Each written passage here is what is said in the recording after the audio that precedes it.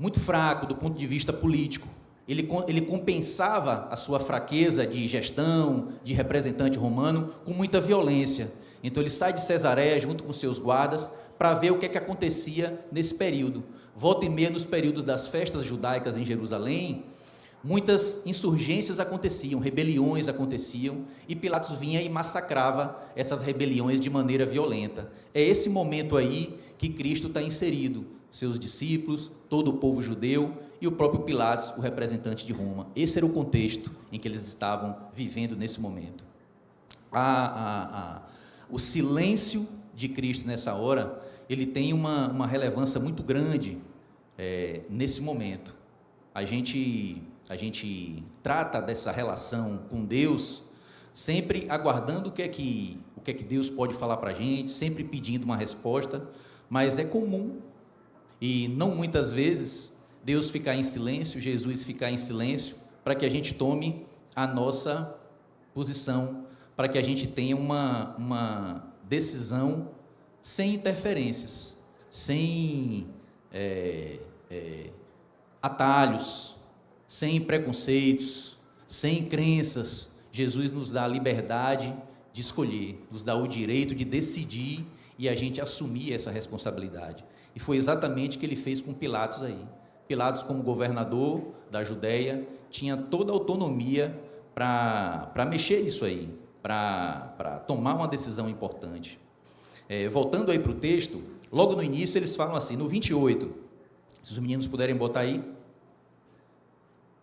diz assim: depois levaram Jesus da casa de Caifás para o pretório, era cedo de manhã, eles não entraram no pretório para não se contaminar. O pretório era uma região, a casa onde ficava Pilatos, a casa do governador, e o povo judeu, junto com os sacerdotes, trouxe Jesus, após esse julgamento. Jesus já havia passado pelo julgamento dos sacerdotes, Pedro já havia negado Jesus ali, e agora eles estavam diante de quem decidiria. E esse povo vem trazendo Jesus ali, acorrentado, e diante do pretório, eles, a gente não pode entrar agora, porque eles estavam no meio de uma festa religiosa, iriam se contaminar. Ora, vocês veem como é a religião diante da história dos homens. Eles vinham com um julgamento injusto, queriam punir Jesus, condená-lo à morte. Só Roma poderia condenar um judeu à morte, apesar de Israel ser colônia romana nessa época. O povo de Israel, o povo judeu, os sacerdotes, eles não tinham essa autonomia de condenar alguém à morte, apenas Roma. Por isso eles trouxeram Jesus para ser julgado por Pilatos e condenado. Eles não podiam fazer isso, apenas o representante romano. E aí eles trazem na porta da casa de Pilatos, no pretório, mas eles não podem entrar. Eles iam se contaminar ao terem contato com os gentios e não podiam participar das celebrações da Páscoa. Então eles ficam do lado de fora e Jesus entra para esse diálogo com Pilatos, com os sacerdotes, o povo judeu do lado de fora. Era quase que uma conversa homem a homem entre Pilatos e Jesus. E eu queria voltar algumas horas antes desse momento, só para vocês entenderem esse silêncio final e o impacto que ele tem na nossa vida de discípulo, na vida de Pilatos também, nesse momento que ele podia decidir. Se os meninos puderem botar o 18, os versículos 4 em diante, meninos, só para eu ler aqui com o pessoal. A gente está voltando algumas horas antes, no início do julgamento, lá quando eles foram prender Jesus, logo no início, 18, 4, aí. Diz assim, no comecinho: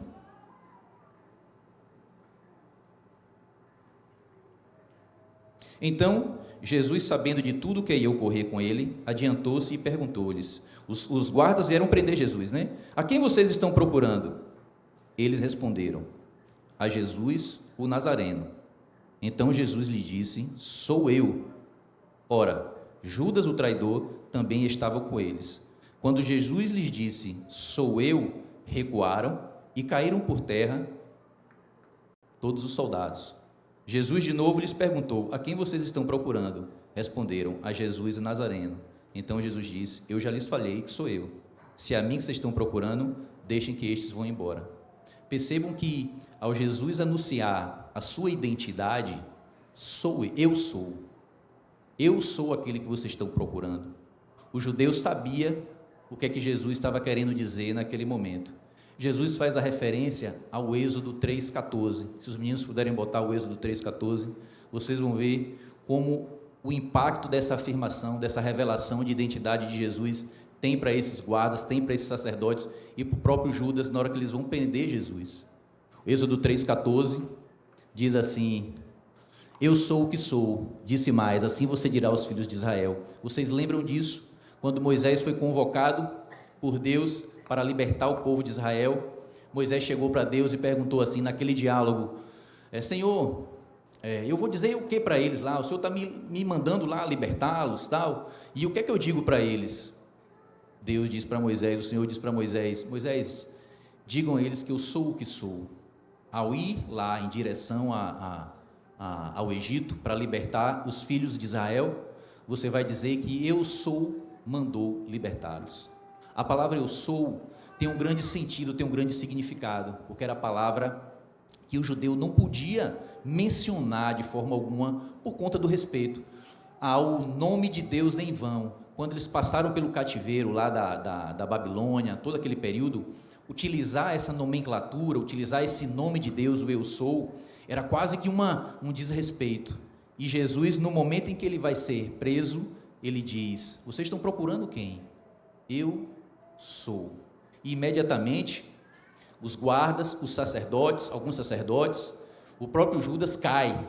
Então, o Filho de Deus, Todo-Poderoso, que ao pronunciar sua identidade, os soldados caem, ele derruba os exércitos, está ali diante de um homem, Pilatos, que tem toda a autonomia para decidir a respeito da vida dele. Voltando para o texto, pessoal, uma das marcas desse processo de decisão de Pilatos, ele fala assim: eu não encontrei acusação nenhuma, vocês estão trazendo ele para cá por quê? Né? Se este não fosse malfeitor, o Pilatos é questionado pelos sacerdotes. Voltando para o texto lá, no 30, diz assim: se este não fosse malfeitor, não o teríamos entregue ao Senhor. O povo de Israel ali, os sacerdotes, queriam porque queria essa condenação à morte. E não bastava só o apedrejamento, como era permitido a eles. Eles queriam que Jesus fosse crucificado pelo que estava acontecendo de fato ali naquele ambiente. E Pilatos, ele continua com essa dificuldade de decidir, recebendo toda a pressão, recebendo toda essa pressão dos sacerdotes, recebendo toda a pressão da multidão ali de judeus, esperando ele decidir, e Pilatos insiste com essa dificuldade de decidir. Eu vou pular uns versículos adiante, que diz assim: Pilatos entra novamente no pretório, chama Jesus e pergunta: você é o rei dos judeus? O povo de Israel, ele fazia medo a Roma, porque era um povo que ainda esperava essa restauração do rei de Israel, né, do reino de Israel. Então eles esperavam um rei. Então Roma tinha receio de repente vir um rei e derrubar Roma de novo. Então Pilatos, com todo receio, as profecias que de fato ele já tinha ouvido falar daquele povo: você é o rei dos judeus? E Jesus responde para ele: meu reino não é desse mundo. Se o meu reino fosse desse mundo, está no 36, os meus ministros se empenhariam por mim, para que eu não fosse entregue aos judeus. Então Pilatos tem a contra-argumentação de Jesus: não precisa você ficar preocupado, esse reino político aí que você foi informado, essa restauração de um império de judeus, político, que vai chegar aqui com a espada, tire da cabeça isso aí, Pilatos, o meu reino não é desse mundo. Pilatos, nesse momento, ele: rapaz, e agora, rapaz, eu não tenho como condenar um inocente desse. Pilatos insiste na sua omissão, na sua covardia de se libertar disso, e continua tentando insistir. Se volta lá para os judeus: eu não achei crime nenhum neles, mas é costume entre vocês que eu solte alguém por ocasião da Páscoa. Vocês querem que eu solte o rei de vocês? Aí Pilatos tem o plano B, quer encontrar aí um atalho. Opa, eu vou ver se eles aceitam agora a troca pelo Barrabás. Se eu for por essa direção, eles então vão escolher Jesus, e aí eu me livro, não estou achando nada aqui que possa condenar. E aí vocês conhecem a história. O povo escolhe, os sacerdotes escolhem Barrabás. Mais uma vez, os planos de Pilatos, de buscar um atalho, de buscar um subterfúgio para aquela decisão, também ele não consegue ir adiante. Ele insiste com Jesus, e um dos momentos que Pilatos vive nesse processo de julgamento, tentando se esquivar do processo de decisão, é entregá-lo a Herodes. Ele lembra que Jesus foi criado lá, cresceu na região de Nazaré, que era a região da Galiléia. Então ele manda Jesus, nos outros evangelhos cita esse episódio, então ele manda Jesus ser julgado por Herodes. Herodes também simpatizante por Jesus, já havia ouvido falar dos milagres, mas na hora que exige de Jesus um sinal, Jesus, não tem milagre nenhum aqui para você, e Jesus continua calado, e Herodes devolve para Pilatos tomar essa decisão. Pilatos fez de tudo para tomar essa decisão de se libertar, de se livrar, de decidir, mas não consegue. Jesus permanece em silêncio, e no finalzinho antes de Pilatos entregar, sem emitir uma sentença, sem emitir uma condenação verbal, ele entrega a Jesus, mas antes Jesus ainda fala assim para ele, ainda tenta chegar para Jesus e dizer, aí está com você agora. Ele passa a responsabilidade para Jesus, assuma, diga aí que você quer que eu lhe salve. Jesus, a autoridade que você tem, não é você quem tem, a autoridade que você tem vem dos céus. Pilatos tentou de tudo, pessoal, e ainda assim, ele não conseguiu decidir, fez de tudo, mas continuou omisso, covarde para tomar uma decisão. E diante de uma decisão importante como essa, em seguir a Jesus, em decidir por Jesus, Jesus silencia. Ele não vai fazer a pressão das multidões, ele não vai exigir de você um plano B, ele não vai exigir de você, não vai exigir que você jogue para a multidão. Em um momento Pilatos quis fazer o jogo da multidão, ele não suportava aquela pressão, ele precisou transferir a responsabilidade para a multidão e entregar para que os próprios sacerdotes, o próprio povo judeu que escolheu Barrabás, levasse adiante aquilo que ele não queria, não tinha coragem de ir adiante. Então, essa relação com Deus, ela está muito assegurada nessa liberdade que Jesus nos dá de decidir. Jesus, ele não vai interferir na nossa decisão. Ele nos dá ele nos concede esse direito. E isso é desde esse momento. O processo de decisão por Jesus muitas vezes passa por essas armadilhas, e nós temos que decidir. A gente precisa decidir o tempo inteiro. Ao decidir por Jesus, ao tomar uma decisão nessa direção, a gente precisa levar em consideração essas armadilhas a qual Pilatos foi exposto. A primeira delas é essa nossa dificuldade de tomar uma decisão e assumir essa responsabilidade. Então, Pilatos, ele transfere essa responsabilidade para a torcida, ele quer jogar para a torcida, e ele segue aquilo que a torcida está querendo definir. Então, ele vai lá e satisfaz a vontade daquele povo. Isso é muito comum nos dias de hoje, em que as pessoas querem viver para a torcida. As ferramentas que a gente tem hoje em dia de rede social é onde mais a gente cai nessa armadilha. As ferramentas que a gente tem hoje em dia, não estou falando mal nenhuma a gente precisa muito dessas ferramentas hoje em dia, mas tem muita gente que vem utilizado os Instagrams da vida como verdade, como realidade, tem muita gente jogando para a torcida, jogando para o Instagram, mas lá atrás tem uma vida que não reflete aquilo que é verdadeiro, não tem coragem de viver a vida real.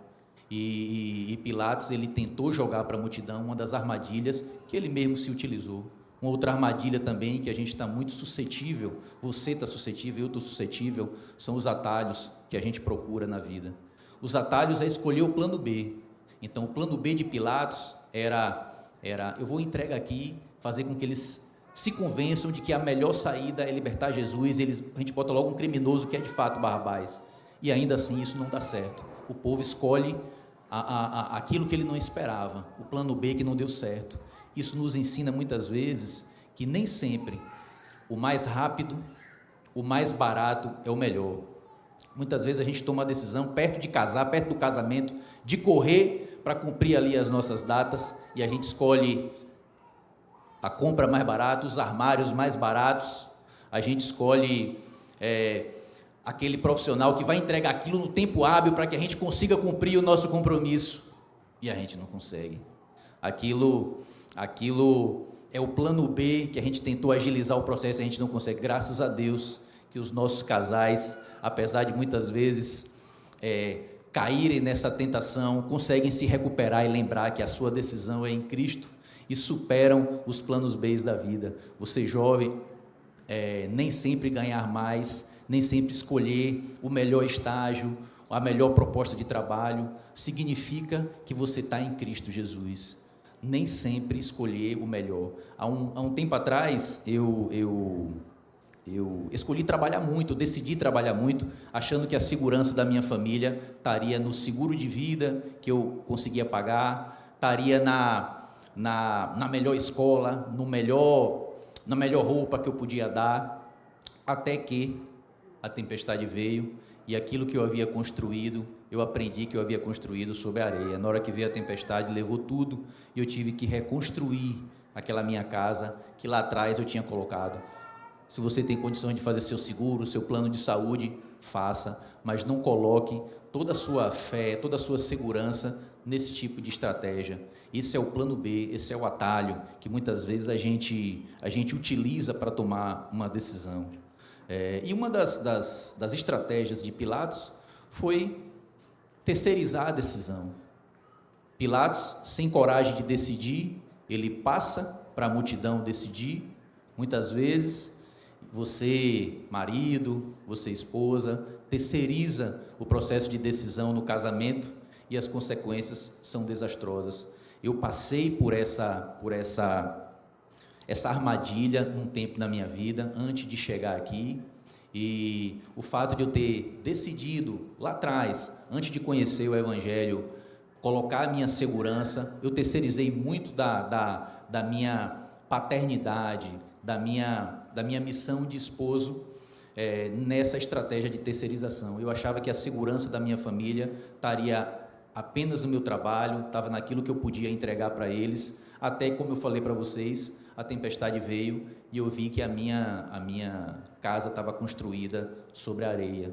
Essas armadilhas, pessoal, são as armadilhas que a gente passa na nossa vida, e vocês veem o quanto é fácil a gente cair nessa armadilha de pensar como Pilatos, de agir como Pilatos, para assim, rapaz, eu estou num plano B aqui, eu estou usando um atalho para decidir, eu não estou assumindo a minha responsabilidade de pai, eu estou entregando a criação dos meus filhos para a avó, eu estou entregando a criação dos meus filhos para a babá, eu estou passando adiante, eu estou deixando meu casamento ir adiante, estou empurrando o casamento para adiante e não assumo a minha missão de marido, a minha vocação de esposo, como um homem relevante para um casamento, como um homem relevante para a criação dos filhos, e vou terceirizando, empurrando com a barriga. Essas são as armadilhas. Mas, Murilo, diante de Cristo, diante do silêncio de Jesus, que respeita a sua liberdade de decidir, como é que eu vou fazer agora? Não estou dizendo que é difícil, pessoal, como não foi fácil para Pilatos diante daquela pressão toda. A gente recebe pressão o tempo inteiro para tomar uma decisão. As decisões, elas não são fáceis, principalmente decisões importantes. Elas não são fáceis. As pressões são grandes, mas a gente tem uma referência. A nossa referência se chama Jesus Cristo. A gente já sabe de antemão que essa oferta de amor, que essa entrega de amor, que essa segurança, que é a própria vida dele, que se entregou por nós, ela já foi oferecida. Então, por mais difícil que seja, diante da maior dificuldade da nossa vida, a gente já sabe que a nossa referência se chama Jesus. O que é a verdade? Aquela pergunta retórica lá que Pilatos fez. A verdade é uma pessoa, é a pessoa de Jesus. A gente não tem essa dificuldade mais nas nossas vidas. Jesus se apresentou vivo e ressuscitou como prova do seu amor. Então, você que vive hoje uma situação em que você precisa decidir por Jesus no seu casamento, em que envolve o perdão, a hora é essa. Você não precisa cair nas armadilhas do plano B, você não precisa cair na armadilha de terceirizar, de empurrar com a barriga para adiante, esperando que venha uma resposta de lá para cá. Não. Diante do seu casamento, diante de uma dificuldade que você tem com seu pai, com sua mãe, com sua cunhada, sua sogra, seu sogro, chegou a hora de perdoar. É isso que Jesus quer que a gente faça.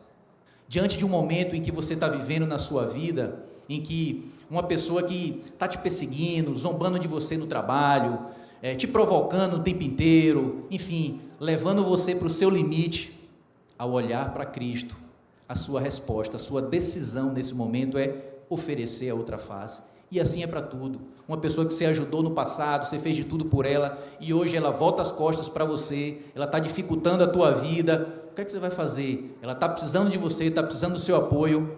Ao olhar para Cristo, você decide pela misericórdia. Isso é para tudo na vida, amados. Esse processo de decisão de Pilatos é para que a gente desarme as armadilhas e olhe para Cristo. Murilo, eu estou preocupado, eu estou ansioso, eu perdi o emprego, estou com dificuldade financeira, como é que eu faço? Olhe para Cristo, por mais difícil que seja, buscai primeiro o reino de Deus e a sua justiça. É assim que a gente decide, ao olhar para Cristo. É dessa forma que a gente consegue decidir por Ele. A decisão, ela implica em responsabilidade. Vai doer? É claro que vai doer. Você pode sangrar? Claro que pode sangrar. Você vai para a cruz? É claro que sim.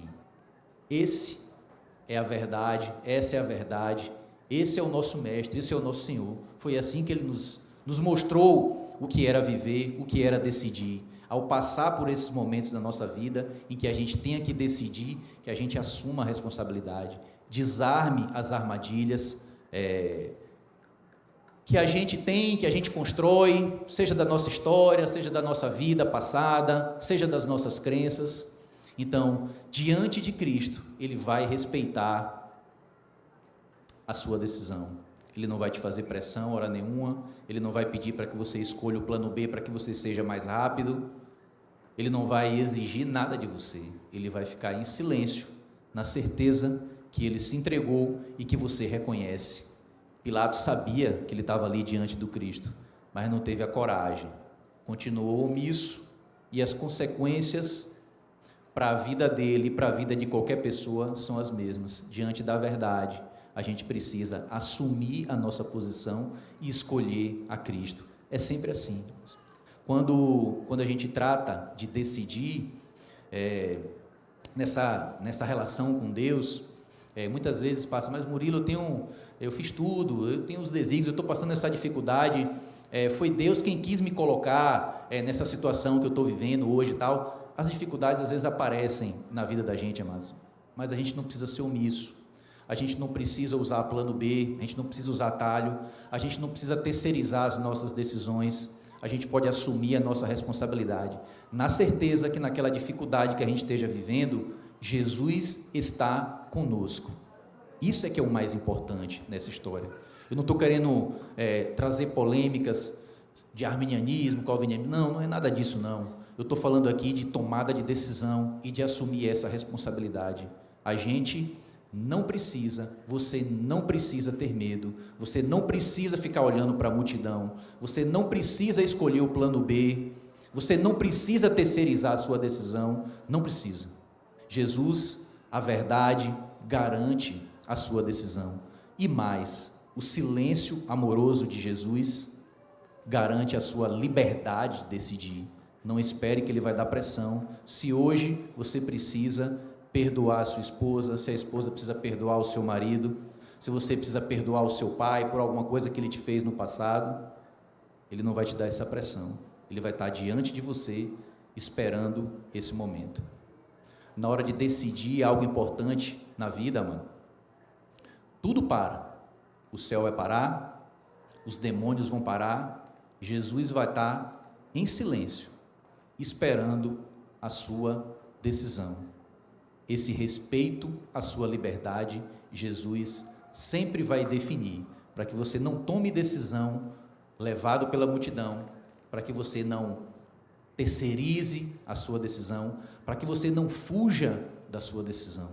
Assim é o nosso Senhor Jesus, esse mesmo que suportou todo esse julgamento, dessa forma, da forma mais injusta, sendo ridicularizado, menosprezado, dessa forma. Eu queria que você ficasse de pé nesse momento, e a gente quer ter esse momento. Eu vou te dar 3 minutos aí agora, para que você tenha esse tempo de conversa com Cristo. Feche seus olhos, olhe para dentro de você, Você vai conversar com Ele diante do Senhor Jesus, que fica em silêncio, esperando você decidir. E hoje você, ao voltar para casa e tiver algum processo decisório envolvido aí nesse momento, Jesus vai estar em silêncio, esperando você decidir de maneira livre. Ele não vai te pressionar. O que Ele pode garantir por você é o amor que Ele vai estar com você diante dessa decisão. Você que tem alguma dificuldade hoje no trabalho, que precisa responder a uma perseguição no trabalho, revidar uma perseguição no trabalho, você já sabe como reagir para revelar Cristo nesse momento. Então, você já sabe que você precisa virar a outra face. Um servo de Deus, um discípulo de Cristo, não revida. A gente caminha mais uma milha. É dessa forma que a gente decide em Cristo. Você que precisa passar por um processo importante de decisão em relação ao trabalho, rapaz, eu tenho uma grande proposta aqui e eu vou ganhar mais, é de Deus. Quem garante que mais dinheiro significa que é de Deus?